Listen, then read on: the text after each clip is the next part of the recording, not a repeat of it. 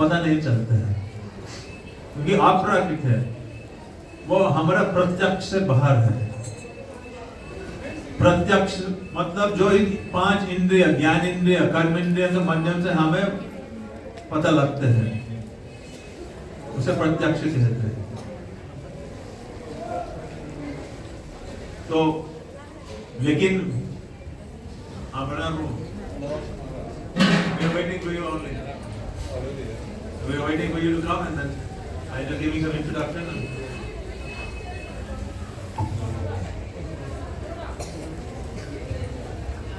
You to come.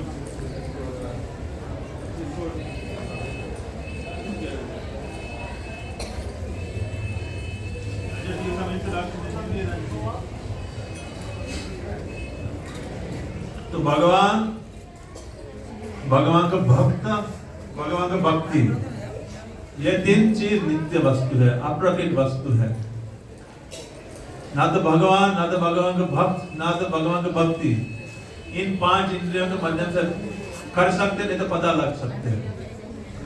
जितनी चीज इस जगत से अतीत है, उस पार है। तो भगवान के बारे में, भगवान का भक्त का महिमा और भक्ति के बारे में कैसे पता लगेगा? सिर्फ भक्त का मुकार कथा सुनने से, भक्त को मुकार से। इसलिए भागवत में कहते हैं, तस्मिन् महान मुकारिता मनुवित चरित्र पीयूष शेष सरिता परिता श्रमंती तन्ना स्पृशन्ति अशनचित् ताये पिबन्ति अवचिषो निपकार कर्णैः तन्नो स्पृशन्ति अशनचित् भयशोक मोह। भागवत में ये कहते हैं कि क्या? तस्मिन् महान मुकारितम मनुवित चरित्र, मधुसूदन भगवान का मधु चरित्र, तस्मिन् महान वैष्णव मुखारविंद से निकलते हैं। कैसे? तस्मिन् महान मुकारिता मनुवित चरित्र पीयूष शेष सरिता परिता शमंती, नारी जैसे बहते हैं, रुकता नहीं है, निरंतर सब समय उनका कथा निकलते हैं मुख से।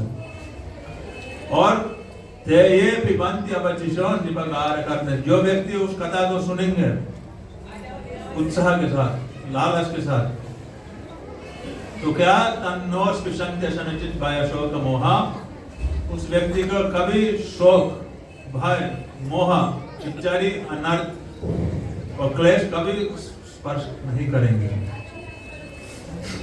इसलिए वैष्णव को मुखारविंद से कथा सुनने से हमें पता लगता है कि भगवान कौन है, भगवान का भक्ति का महिमा क्या है, भक्ति क्या चीज होता है। ये सिर्फ कथा का माध्यम से होता है। इसलिए आज जैसे आविर्भाव व्यास तिथि, आज जैसे तिरुपति तिथि के दिन में यदि हम गुरु पारब्रह्म वैष्णव को गुणगान, हम महिमा जानना है और इस उत्सव को मनाना है, तो ये सिर्फ हरि कथा के माध्यम से हम कर सकते हैं। इसको और उपाय नहीं है। हमने माला पहनाया, ठीक है, हमने पुष्प फूल अर्पण किया, ठीक है, ये सब अच्छी बात है, लेकिन साथ ही साथ हमें कथा भी सुनना है, उनका गुणगान भी सुनना, महिमा सुनना है, तब कुछ भावना आएगा, तब कुछ संबंध जुड़ेगा। नहीं तो कितना हजार संत है, कितना वैष्णव है, तो क्या क्या वैशिष्ट है। जैसे उदाहरण है, आज जैसे सुंदर बंदरा चल रहा है, चप्पम भोग लगा हुआ, कौन सा आइटम में कौन सा स्वाद है, वो कैसे पता लगेगा आपको? स्वाद करने से, उसका आधार सम्मान ग्रहण करने से आपको पता लगेगा।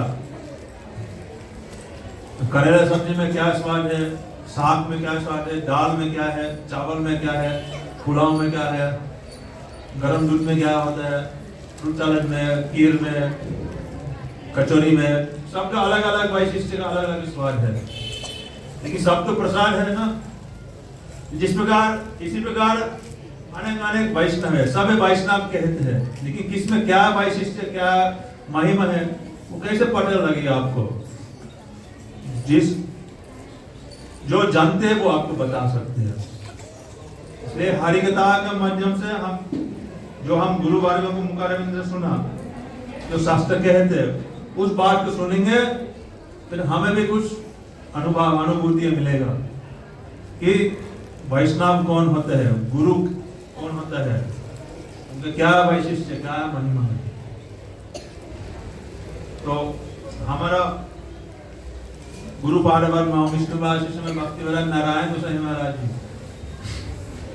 वो तो नित्य सिद्ध ब्रजवासी थे। सारे जीवन उन्होंने इसी ब्रज मंदिर में बिताया, वास किया। कहाँ पे? मथुरा, केशव जी गौड़िया मठ में। परम जब हमारे परम गुरु जी नित्य विश्व भक्ति प्रधान केशव गोसाई महाराज इंडिया में, भारत में प्रचार करने लगे, तो उन्होंने पहले मथुरा में आके मठ स्थापन किया। सबसे पहले मथुरा में सबसे पहले उन्होंने अपने विग्रह राधा विनोद बिहारी को स्थापना किया। राधा विनोद बिहारी को जो सफेद रंग का कृष्ण, उस इससे पहले भारत में सफेद रंग के कृष्ण देखने को नहीं मिलते थे। सब काला काला कृष्ण ही मूर्ति स्थापन करते थे। लेकिन परम गुरु जी बोलते हैं नहीं, सफेद ही रहेगा, क्योंकि कृष्ण जो राधा रानी जी विराह में सोचते सोचते उसने अपना रंग हर के कृष्ण राधा रानी का कृष्ण का राधा रानी का अंग कांति स्वीकार कर लिया।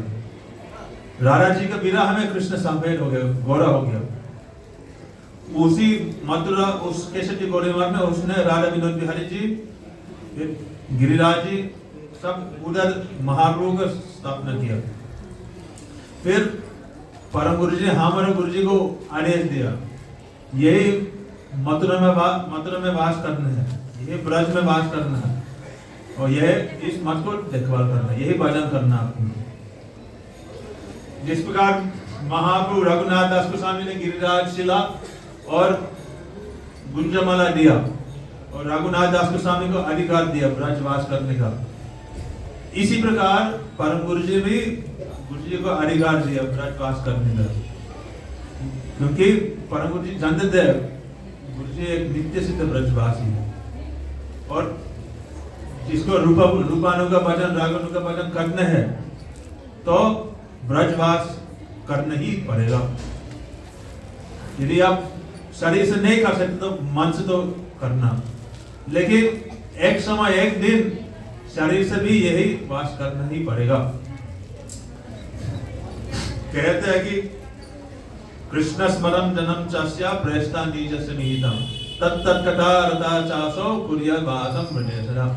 ब्रज में वास करने से ही भगवान और उनके परिवारों का स्मरण होता है, और यही करने से रागनु का सदम भजन होता है।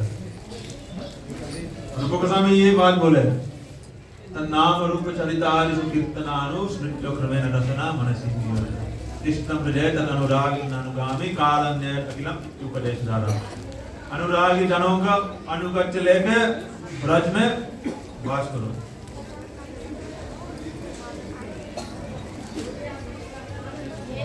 तो इसलिए गुरुजी ने परम गुरु जी के आदेश से यही ब्रज में बैठ के भजन किया। भक्ति विनोद ठाकुर बोलते हैं, गुरुदेव बड़ो कृपा करे गौड़ा वन माजे बद्रु में दिया स्थान अज्ञ लीला मोरे ए ब्रज बसी हरि नाम करो गान। ये हमारा वैष्णवों आचार्यों का उद्देश्य, इसी ब्रज मंडल में भजन करना, यही ही सब कुछ सफलता होगा। इसी ब्रज में रूपानु का भजन होता है। तो गुरुजी ऐसे रूपानु का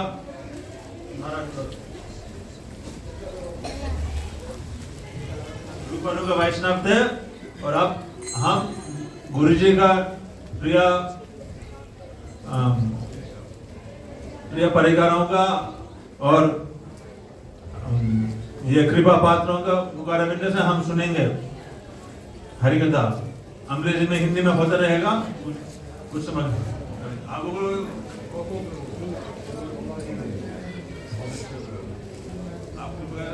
गोकुल पांडे बाबू आपकी मदद चाहिए।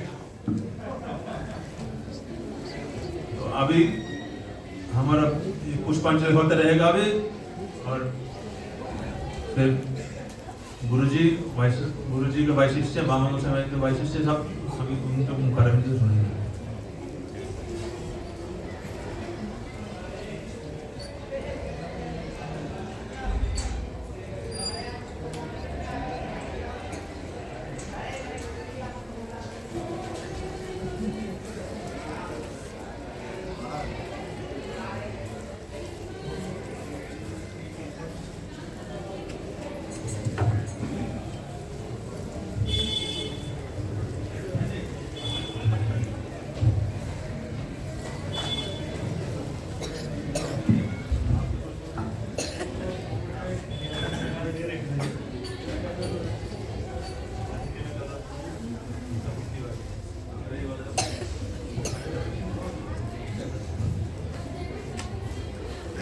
Nitai Gaur Premanande, Jai Jai Shri Radhe,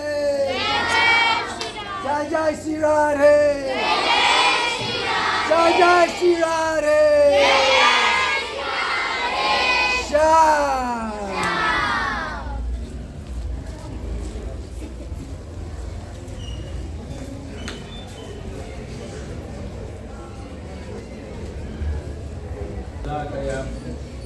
चक्षुरुन्मिलितं येन तस्मै श्रीगुरवे नमः। नमः विष्णुपदाय श्रीराधिकाय प्रियात्मने श्रीमद्भक्तिवेदान्त नारायण गोस्वामी की नाम। श्री कृष्ण लीला कथने सुलक्षण औदार्य माधुर्य शुद्धं वरं वरेण्यं पुरुषं महान् नारायणस्तं श्रीसा नमः। नमः विष्णुपदाय भक्ति सिद्धान्त वामन गोस्वामी मंचाकल्पतरुभ्यश्च कृपा सिन्धु भयेव च पतितानां पावनेभ्यो वैष्णवेभ्यो नमो नमः। भक्त्याभिनाय अपराधक्षेत्राश्च कामादितरं नमः। कृपामयि त्वं शरणं प्रपन्नः नमस्ते चरणं। जय श्री कृष्ण चैतन्य प्रभु नित्यानंद श्री अद्वैत गदाधर शिवासादि गौर भक्तवृंद। हरे कृष्ण कृष्ण कृष्ण हरे हरे राम राम राम हरे हरे। सपदम अपने परमाराधिकं नारायण गोस्वामी महाराज के चरण सरोज में अनंत कोटि दंडवत ज्ञापन करता हूँ।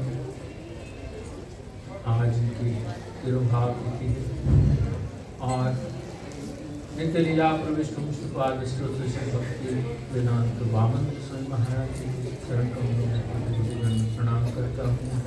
आविर्भाव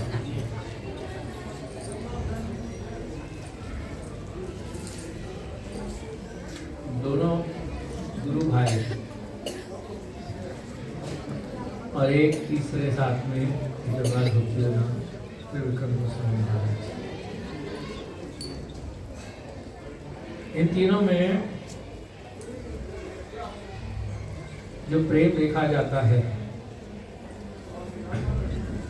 वैसा गुरु भाइयों में प्रेम कम ही दिखाई देता है।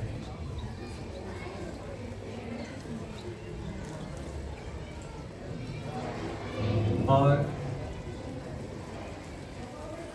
तीनों में किसी को कोई भी अपने श्रेष्ठ होने का अभिमान नहीं होता। सब एक दूसरे को प्रणाम करके आदत देते थे। यद्यपि वामन महाराज जी सबसे पहले आए थे मठ में 9.5 साल की उम्र थी और 1930 में आया। उसके बाद त्रिविक्रम महाराज जी 41 या 42 में आए। 1941 और गुरुदेव 1946 में, दिसंबर 1946 में। तो गुरुदेव का आविर्भाव बक्सर जिले में हुआ, तिवारीपुर गांव में। और उनके माता पिता श्री संप्रदाय से दीक्षित, तो भक्त जन्म से ही परिवार में भक्ति का परिवेश था।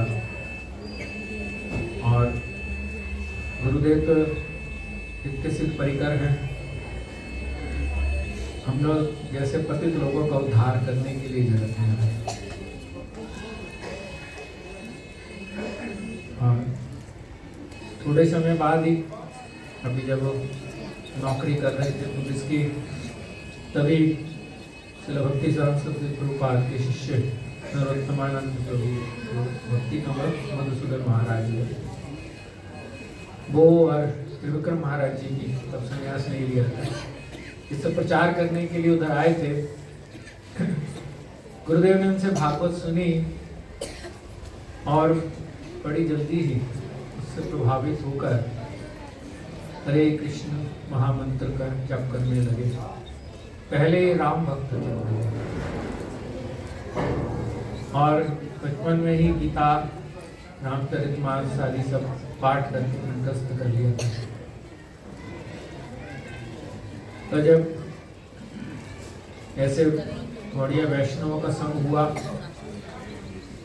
तो बड़ी शीघ्र ही उनके हृदय में वैराग्य उत्पन्न हो गया और अपने परिवार को छोड़कर, माता पिता हैं, पत्नी भी थी, 2 बच्ची थी, भाई बहन छोटे, सबको छोड़कर वो नवद्वीप आ गए। ट्रेन पकड़ी और नवद्वीप में के लिए चले गए। इस बीच में उनका अपने गुरुदेव, हमारे परम गुरुदेव श्री भक्ति प्रजापति शुक्र गोसाई महाराज से पत्र लिख के सब होता था, संपर्क रहता था। और जब घर छोड़ के गए तो उन्होंने कोई पत्र नहीं लिखा कि मैं आ रहा हूँ, किसी को नहीं बताया। और वो नवदीप कभी गए भी नहीं, पहली बार जा रहे, कहाँ जाना है कुछ पता नहीं। अपने जो कपड़े पहने हुए हैं 2, वो और एक लोटा लेकर बस ट्रेन में बैठ के पहुंच गए। रात में 11 बजे करीब ट्रेन पहुंची। अंधकार, उस समय ऐसे लाइट्स तो होती नहीं थी। तो देखा कोई व्यक्ति एक लालटेन लेकर, तिवारी जी कहाँ है, तिवारी जी कहाँ है, कौन है तिवारी जी, कौन है? तो गुरुदेव तिवारी परिवार में जब थे ना, तो इनका पहले नाम था गौर नारायण तिवारी। तो जब पत्र लिखते थे तो उसी नाम से लिखते थे परम गुरुदेव को। और उन्होंने गुरुदेव उनके पास आए, हाँ मैं तिवारी। तब उन्होंने परिचय दिया, मैं सज्जन सेवक ब्रह्मचारी। गुरुदेव ने भेजा आपको लेने के लिए। तो गुरुदेव पूछने लगे, अरे मैंने तो कोई सूचना नहीं दी आने की, आप कैसे आए लेने? तो हमको गुरुदेव ने आदेश दिया कि वो आ रहे हैं ट्रेन से, उनको लेकर आओ।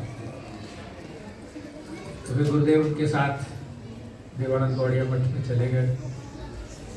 वहाँ उनकी सब रहने की व्यवस्था हुई, वहीं रहने लगे, सेवा करने लगे। और गुरुदेव कहते हैं, मैंने मोहन महाराज जी बड़ा स्नेह करते थे, सब प्रकार से मेरी सहायता करके उनके मठ में रहने के लिए स्थापित किया वहाँ पर।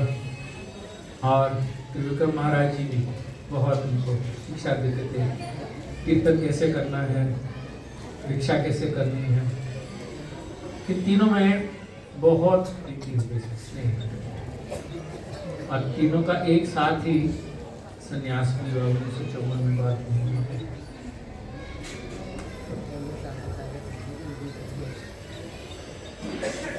ये क्योंकि इस जगत के नहीं हैं, उसी जगत से आए हैं, इसलिए इनके हृदय में वो प्रेम सदा विराजमान रहता है।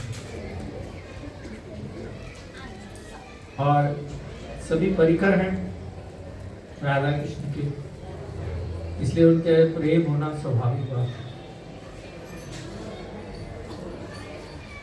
और कैसे भगवान के परिकर हैं, इनके अंदर भगवान के गुण भी आते हैं। जैसे कृष्ण सर्वज्ञ हैं, ऐसे ही उनके परिकर भी सर्वज्ञ होते हैं। एक बार गुरुदेव से प्रश्न किया था रामचंद्र प्रभु ने कि हम लोग भजन करते हैं, राधा कृष्ण का चिंतन करते हैं, गुरुदेव का चिंतन करते हैं, आप किसका चिंतन करते हैं? बोले मैं अपने सब शिष्यों का चिंतन करता हूँ। तो बद्धजीव के लिए तो असंभव सी बात लगती है। हम तो एक ही किसी व्यक्ति का या दो चार का चिंतन कर सकते एक समय में, सबका तो नहीं कर सकते एक साथ। तो ये हमारे जैसे बद्धजीव नहीं है, मुक्त हैं, कृष्ण के प्रिय परिकर हैं, इसलिए इनके अंदर भी ऐसी शक्ति और गुण है। तो इसके मुझे अपने जीवन की एक घटना बताती हूँ, इसी से संबंधित है। बोल सकता हूँ ना अपना अनुभव, तो गुरुदेव की महिमा।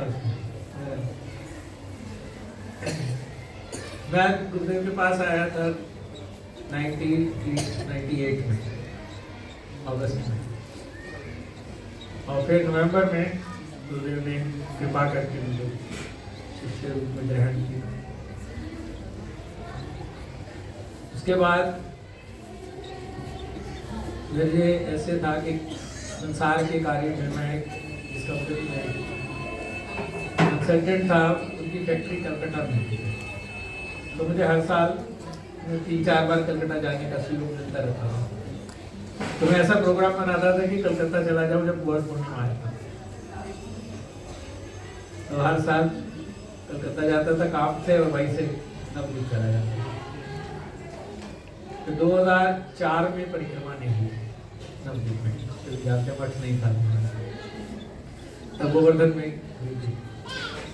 और 2005 में जगह ले ली थी, एक मठ बनाया स्थान जो ऋषिकेश्वर जी गौड़िया मठ। तो मैं कभी उसको देखा नहीं था, नया नया जगह ली थी, मैं गया भी नहीं नवद्वीप। तो गौर पूर्णिमा के समय जाने के लिए मैंने अपना ट्रेन से टिकट करा लिया था कि उस बार मेरा ऑफिस का कोई काम नहीं बन रहा था, मैं कहा चलो पर्सनल विजिट। फिर एक दिन पहले, जाने से एक दिन पहले मन में आ रहा था ऑफिस में बहुत काम है, क्योंकि हमारा वर्क प्रेशर होता था मार्च में, और उस समय ये गौर पूर्णिमा भी 27-28 मार्च की थी। और वैसे भी मैं आलस कर रहा था, अपनी छुट्टी था, बड़ी गर्मी होगी, चलो इस बार नहीं जाता हूँ, जैसा ऐसा विचार कर रहा था मन में। गलत विचार आ रहे, मायापति अनर्थग्रस्त। तो अभी शरीर में बल नहीं है तपस्या करने का। तो ऐसा मैं निश्चय करके कि अब टिकट कैंसिल करा दो, सो गया रात में। सुबह सुबह लगभग ब्रह्म मुहूर्त के समय एक स्वप्न आया। स्वप्न देखा कि मैं गाड़ी से, टैक्सी से नवद्वीप पहुंचा। टैक्सी से उतरा तो सामने से भक्त लोग कीर्तन करते आ रहे हैं, श्रीधर महाराज लीड कर रहे हैं कीर्तन। उनके साथ फिर वो मुझे साथ लेकर गए मठ में, वो सीढ़ियां उतरे, मठ में लेकर गए। मठ में गया तो दिखा गेट है, बड़ा सा दीवार है, और दाएं हाथ पे कभी टेम्परेरी मंदिर बना हुआ है, बाहर एक तख्त पड़ा है, गुरुदेव बैठे उसके ऊपर। गुरुदेव को जाके प्रणाम किया। गुरुदेव कहते आ गया तू, तो यू आर कम। मैं गुरुदेव आपकी इच्छा से आ गया। मैं बोले चल मेरे को कहीं जाना है, एक टैक्सी लेकर आओ। बाहर आया, थोड़ी देर घूमता रहा, देखा बाहर सड़क है, कच्ची सड़क है, अभी रोड़ी वोड़ी पड़ी, अब तक मिट्टी है। तो थोड़ी देर में एक वाइट एम्बेसडर गाड़ी मिली, उनसे बात की, वो लेकर आया। मैं गुरुदेव आए, गाड़ी पे बैठ के चले गए। उसके बाद मेरी नींद पूरी हो गई, आँख खुल गई। मैंने कहा देखो स्वप्न में आ रहे हैं, कह रहे हैं गुरुदेव नवदीप आना चाहिए, जाना चाहिए। तो मैं ऑफिस गया सुबह, जो हमारे मैनेजिंग डायरेक्टर थे मालिक, उनसे बात की। मैंने कहा मुझे जाना है मायापुर। बोले जाइए। मैं सोच रहा था कि बोलेंगे इतना काम में कैसे जाओगे, अभी तो बहुत काम है, अभी मैं बाद में चले जाना, सब कुछ कहेंगे। तो नहीं, जाओ जाओ, हमारे लिए भी प्रे करना। तो कैसे जा रहे हैं? मैं ट्रेन से जा रहा हूँ। अरे कंपनी के डायरेक्टर हो, ट्रेन से जाओगे? आपका फ्लाइट की टिकट है ना? मैंने कहा है। तो क्यों नहीं जाते? मैं तो एक पर्सनल विजिट है। बोले नहीं, आप तो ट्रेन से फ्लाइट। तो सब सुविधा हो गई। नेक्स्ट डे मॉर्निंग में फ्लाइट से आया, कलकत्ता से नवदीप पहुंचा गाड़ी में, टैक्सी में, और टैक्सी से वहीं से उतर के मठ में गया, देखा और पता चला गुरुदेव उस घर में यहाँ रहते। अब एक जब वहाँ गया गुरुदेव के पास, तो अभी 12 बज गए थे करीब। मैंने गुरुदेव विश्राम में चले जाते, पर अभी दरवाजा खुला था। तो उनको प्रणाम किया, दर्शन किए। गुरुदेव बोलते आ गया तू, सेम वर्ड जैसे स्वप्न में कहा था। अब इसमें आश्चर्य की बात क्या है, देखो कि मैंने कभी मठ देखा नहीं था, और देख रहा हूँ उतर के मठ से, जहां उतरा गाड़ी से, वो अपना जंगाई मदाई पुल के बाद सीढ़ियों से नीचे आते हैं ना, वहीं पर गाड़ी रुकी थी, वही सीढ़ियां उतरा जो स्वप्न में देखी थी, एग्जैक्टली वैसे का वैसा ही। और अपने आप चल के आ गया कि रास्ता दिख रहा है जैसे। देखा वही अपनी जो मठ का वॉल, बाउंड्री वॉल है, बड़ा गेट है, वहां से देखा राइट में ही मंदिर है, तक भी पड़ा, पर गुरु जी वहां नहीं गए। अब बाहर की रोड में थोड़ी 2-4 स्टॉल लगे, अंदर भी जो स्वप्न में देखा था तो खाली फीट था, अब वहां टेंट लगे थे, बस इतना ही डिफरेंस। देखो मैं आश्चर्यचकित हुआ। अभी तो मैं नया नया गुरु जी के पास आया, कोई भजन नहीं है, साधन नहीं है, और गुरुदेव मेरा स्मरण कर रहे हैं वहां पर। उनको पता है कि मैं नहीं आ रहा, आ सकता हूं और नहीं आ रहा, और कैसे देखो स्वप्न के द्वारा बुला लिया। तो ये मेरे साथ ऐसी घटना है, और आज भी आपसे वर्णन कर रहा हूं ना, तो वो सारा दृश्य आंखों के सामने आ रहा है। हम स्वप्न भूल जाते हैं, पर हम उस स्वप्न को कभी भी भूल नहीं पाए, एक एक डिटेल याद है। फिर गुरुदेव ऐसे हैं कि हम सब शिष्यों के ऊपर वो कृपा कर, सबका चिंतन करते हैं। कोई छोटे से अभी छोटा नया आया हो, भजन भी नहीं करता हो, और कोई बहुत भजन करता, सेवा करता है, सबके लिए गुरुदेव को चिंता रहती है, और एक साथ चिंतन कर सकते हैं। ये मुझे उस दिन विश्वास हो गया कि नवदीप में बैठे हुए और मैं यहाँ हूँ, और मुझे कैसे बुला रहे, तो मेरा चिंतन तो कर रहे हैं। ऐसे दयालु हैं हमारे, सबसे कृपा करने वाले। हम गुरुदेव को कहते हुए, जिसने मेरा आश्रय ले लिया है, मेरी शरण में आ गया है, उसको मैं संसार से निकाल के राधा जी के चरणों में सेवा में अर्पित करूंगा। यही मेरी राधा जी की सेवा है, ये उनकी प्रतिज्ञा है। तो बस इस बात से हमको आश्वासन है। वैसे तो कोई गुण नहीं है, योग्यता नहीं है, भजन तो भी प्रारंभ ही नहीं हुआ, क्योंकि लक्ष्य ही स्थिर नहीं है। अभी तो जीवन में बहुत सारे लक्ष्य हैं, ये चाहिए, ये करना, ये काम करना, वो काम करना, एक लक्ष्य भी स्थिर नहीं हुआ। फिर भी कभी ना कभी, किसी ना किसी जन्म में गुरुदेव की कृपा से भजन में लग जाएंगे, ये विश्वास है। उनकी कृपा के ऊपर, उनके प्रेम के, प्रीति के ऊपर पूरा विश्वास है मेरा। मैं चाहे संपूर्णता अयोग्य हूँ, फिर भी वो ऐसे अहेतुक कृपालु हैं, महाप्रभु के परिकर। इसलिए वो हमारी कोई योग्यता नहीं देखते हैं। योग्यता विचारे किछु नहीं पाए, हमार करुणा सहाय। करुणा न हिले आदिया कांदिया, प्राण बना गुरुदेव कुछ अधम योग्य अपने चरणों में ही रखना और ऐसे ही कृपा करते कभी कभी किसी समय इस योग्य भी बना देना भजन कर सके। ये कह के गुरुदेव के चरण कमलों में मैं ऐसी जो छोटी पुष्पांजलि दे रहा हूँ और उनकी हेतु कृपा की वांछा करता हूँ।